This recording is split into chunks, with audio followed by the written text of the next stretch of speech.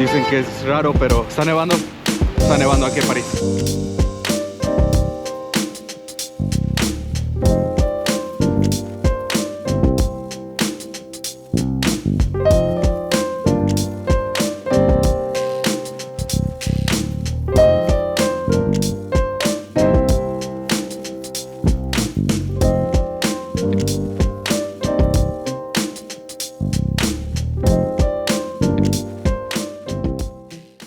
París, la joya de Europa, una ciudad que representa libertad, que representa arte y que representa cultura. En junio de 1940, la ciudad luz se apagó bajo la sombra de la ocupación nazi. Tras la invasión de Polonia en 1939, la Segunda Guerra Mundial había comenzado y la guerra relámpago, desplegada por las tropas nazis, pronto alcanzó a Francia. El ejército francés, a pesar de sus esfuerzos, no pudo resistir los avances de las fuerzas alemanas. Y así, el 14 de junio de 1940, las tropas nazis entraron a París sin apenas oposición. La vida cambió de manera muy drástica para los parisinos. París se convirtió en una ciudad sometida, vigilada y controlada. El idioma alemán se escuchaba prácticamente en cada rincón y las banderas nazis se rodeaban en edificios públicos. Ahora bien, en poco tiempo se implementaron estrictas leyes de ocupación, se impulsó un toque de queda, se racionaron alimentos y se limitó el movimiento de los ciudadanos. Durante 4 años, París vivió bajo esta dura ocupación hasta que finalmente, el 25 de agosto de 1944, tras una serie de enfrentamientos entre resistencias parisinas y las fuerzas nazis, las tropas aliadas lideradas por la Segunda División Blindada Francesa liberaron la gran ciudad. El general dio su discurso histórico en el Ayuntamiento de París, proclamando la victoria y la liberación de la capital. ¿Cómo están? Hoy la historia de la ocupación nazi en París está marcada en sus calles, en sus edificios, en lugares que vieron pasar tanto dolor. Cada rincón de esta ciudad guarda una historia que con el tiempo ha sido rescatada para que no olvidemos lo que significó vivir en una ciudad ocupada y resistir contra la opresión de un enemigo tan fuerte como fueron los nazis. Y en este recorrido vamos a explorar esos lugares y entender cómo estos puntos clave de la ciudad se convirtieron en testigos de un tiempo que nunca debería repetirse. Hoy comenzaremos en un lugar que honra el valor y la resistencia frente a uno de los capítulos más oscuros del siglo XX de esta gran ciudad, de esta gran nación, el Museo de la Liberación de París. El Museo de la Liberación de esta cosa, bebés. ¡Qué increíble! ¡Qué mágico! ¡Wow! No mames, wow. Aquí se rinde homenaje a quienes lucharon en silencio, pero con un impacto que aún resuena. Este museo lleva el nombre de 2 figuras clave: Jean Malin, el organizador de las sombras, y el general Leclerc, quien lideró las tropas de liberación de París. Ambos representaban 2 caras de la misma moneda: la resistencia y la liberación. Pero, ¿quiénes fueron estos fulanos? ¿Por qué sus nombres quedaron en la historia? ¿Y qué los hizo tan importantes? Charles fue el líder de Francia Libre. En 1940, cuando el país se rendía, huyó a Londres y lanzó un mensaje claro: Francia ha perdido una batalla pero no la guerra. Por eso, el gobierno de Vichy lo condenó a muerte por traición y ni Churchill ni Roosevelt lo soportaban, aunque sabían que sin él, Francia quedaría sin líder. En 1944 se negó a que los estadounidenses lideraran la entrada a París y exigió que fueran tropas francesas. Afortunadamente lo consiguió. El general Leclerc fue el estratega que prometió liberar a París cuando aún parecía imposible. Lo dijo en 1940 y 4 años después lo cumplió. Desobedeció las órdenes para adelantarse a los estadounidenses y fue su división la que izó la primera bandera francesa en el ayuntamiento. Y ahora hablemos de Jean Moulin. Es conocido como el héroe en las sombras. Se convirtió en el hombre clave para unificar la resistencia. Fue arrestado en 1940 y prefirió cortarse el cuello con un vidrio antes de traicionar a sus compañeros. Sobrevivió y se movió por Francia con identidades falsas. En 1943 fue capturado por la Gestapo y fue torturado por Klaus Barbie, el carnicero de Lyon. Nunca habló y murió sin delatar a nadie. Ahora que conoces a los protagonistas, es momento de descubrir más sobre esta lucha en el Museo de la Liberación.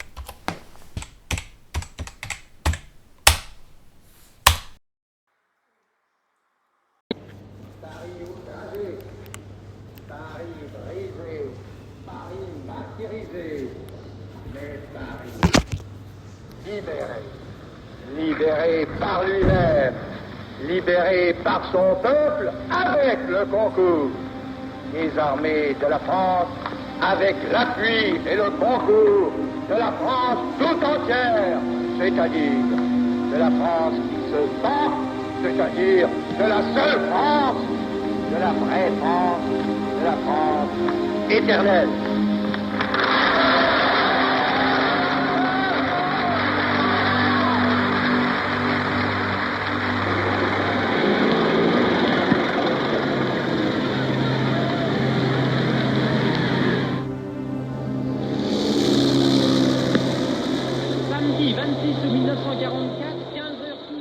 Tenía unas ganas infinitas de hacer el video mientras iba caminando, pero no creo que sea posible. Está muy cañón. Sí tengo que agarrar mínimo el metro para llegar a los lugares. Si lo hago caminando, 1, me congelo, 2, no creo que llegue. Lo que sí es muy importante ahorita es estar bien vivos, porque los carteristas están a la orden del día. Entonces, nada más hay que aprender a cuidar las cosas, cuidarnos a nosotros, porque aunque sea París, no es lo que uno puede llegar a pensar.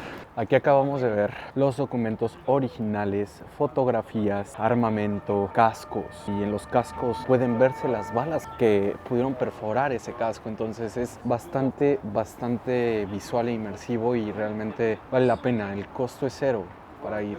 No te cobran nada y aparte te dan un tour por el búnker y eso es algo increíble. El búnker es un refugio donde los luchadores de la resistencia no solo se escondían, sino también planeaban cómo devolver la libertad a su país. Pero ¿qué significa controlar el corazón simbólico de una nación y cómo un monumento puede ser testigo de momentos tan oscuros de la historia? Tanto la Torre Eiffel como el Campo Marte fue en su momento monumento clave sobre la maquinaria de propaganda nazi. Aquí las tropas desfilaban con la Torre Eiffel como telón de fondo, mostrando al mundo que París estaba bajo su control. Para los nazis, la Torre Eiffel no solo era un monumento, sino era un trofeo, era un recordatorio visual de que habían sometido a una de las grandes capitales del mundo y de Europa. Incluso hoy, millones de personas visitan este lugar, pero pocos saben cómo su significado se transformó durante la ocupación. Este monumento no solo cuenta la historia de la cultura francesa, sino también la resiliencia de los momentos más oscuros. La Torre Eiffel es mucho más que un lugar para fotografías, es un símbolo que sobrevivió a la ocupación. A veces los lugares más silenciosos son los que más tienen que decir. Y aquí en lo que alguna vez fue el velódromo del invierno ocurrió una de las tragedias más desgarradoras de la ocupación nazi en Francia, que llevó a miles de hombres, mujeres y niños judíos fueran atacados y fueran arrancados de sus hogares. ¿Cómo se convirtió este espacio en el escenario de uno de los actos más crueles de la historia reciente de Francia? En julio de 1942, durante lo que se reconoce como la redada del velódromo del invierno, más de 13,000 judíos fueron arrestados por la policía francesa, siguiendo las órdenes directas del régimen nazi. Entre ellos, habían 4,000 niños que fueron llevados al velódromo, un lugar que alguna vez albergó competencias deportivas y que por esos días se convirtió en una prisión temporal, sin ventanas, sin comidas adecuadas y sin agua. Imagina este lugar lleno de familias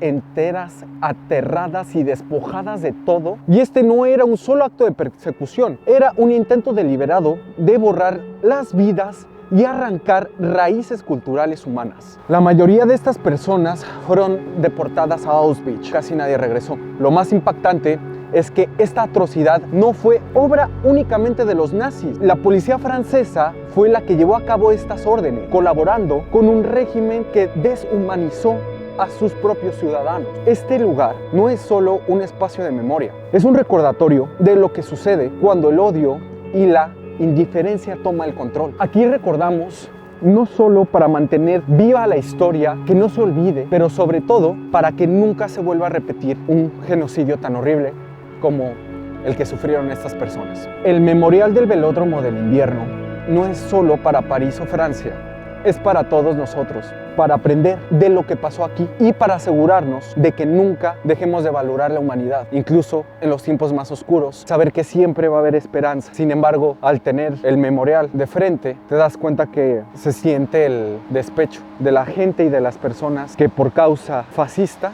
tuvieron que morir.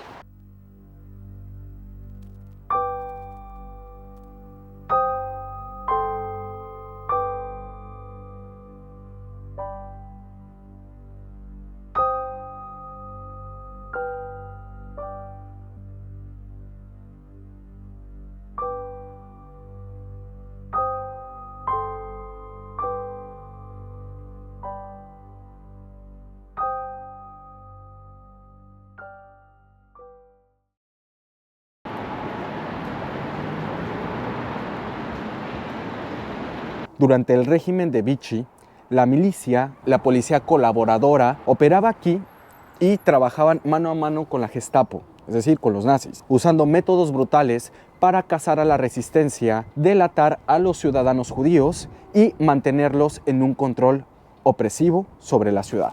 Imagina lo que significaba pasar por estas calles durante esos años.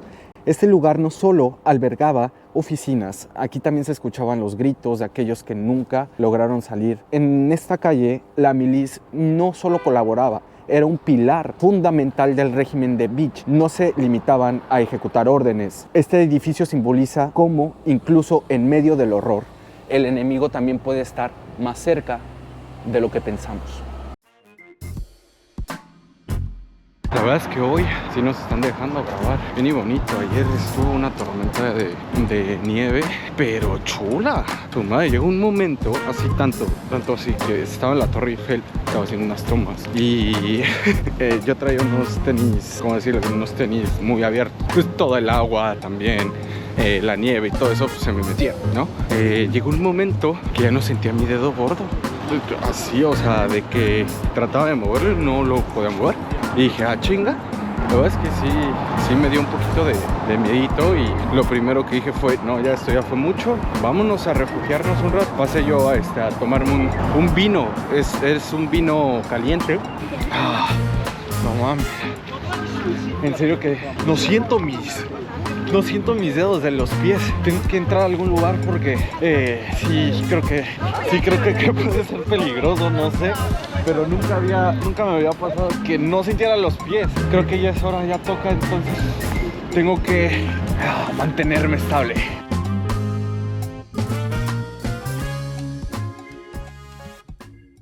La Plaza de la Concordia es un lugar que evoca en este momento una paz y una armonía que no tienen igual. Pero en la ocupación nazi fue testigo de un sombrío capítulo. ¿Qué significaba este lugar para los nazis y qué significa hoy para los parisinos? Durante la ocupación nazi, Place de la Concorde se transformó en un símbolo de control y de opresión. Los desfiles y las ceremonias organizadas por el régimen nazi buscaban demostrar su dominio sobre París. Aquí el esplendor de la arquitectura francesa se mezclaba con las sombras de la dictadura. También fue un testigo silencioso del espíritu indomable de París. En 1944, este lugar volvió a vibrar con la esperanza durante la liberación. Donde antes había marchas nazis, ahora había celebraciones de libertad, celebraciones de la justicia que existían en este lugar. Donde antes resonaban discursos sobre control, ahora se escuchaban gritos de victoria. Es un recordatorio de lo que incluso los espacios más hermosos pueden ser utilizados para los fines más oscuros que pueden existir en la humanidad. Ahorita, con todo el respeto del mundo, les presento el memorial de Shoah.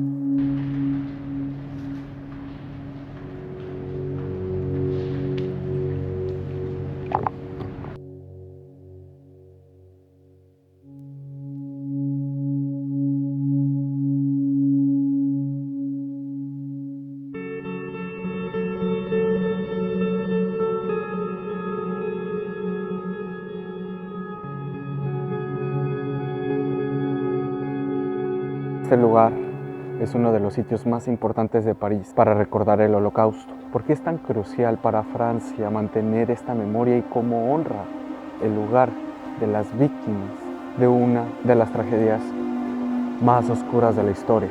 Este memorial no solo es un lugar de luto, sino un recordatorio de la fragilidad humana. Aquí existen los nombres de más de 76,000 judíos deportados. ¿Escuchaste bien? 76,000 judíos que fueron deportados de Francia durante la ocupación nazi. Están grabados en piedra y cada uno representa una vida que fue arrancada por el odio. No solo cifras, eran personas, eran familias, eran sueños, eran vidas. Y para muchos terminó lamentablemente demasiado pronto. Este memorial no solo honra a las víctimas, sino también educa sobre los horrores del Holocausto. Al recorrer este lugar uno no puede evitar preguntarse cómo fue posible tanta crueldad. Sin embargo, esto también nos muestra la fortaleza de aquellos que sobrevivieron y la importancia de seguir manteniendo vivo su legado para las futuras generaciones. Este memorial no solo recuerda que el olvido puede ser tan peligroso como los mismos actos de odio. El memorial es nuestra herramienta más poderosa para evitar que la historia se repita. Este lugar que no solo es un testimonio de lo que fue, sino una llamada a la acción, a construir un mundo donde el odio, donde la discriminación no tengan cabida, donde los errores del pasado sean lecciones para el futuro y para poder mejorar. Y con el respeto más profundo, París nos da una lección que el mundo entero necesita escuchar. Hemos recorrido los rincones de París que guardan las historias más profundas de la resistencia y de la tragedia. Que este viaje no termine, sino que inspire a reflexionar y aprender. París es una ciudad que ha sido testigo de los extremos de la humanidad, de la grandeza, del arte, de la resistencia, pero también de la tragedia más profunda. Y recordar es nuestra responsabilidad porque es la memoria de quienes nos enseñan que el verdadero valor está en la libertad.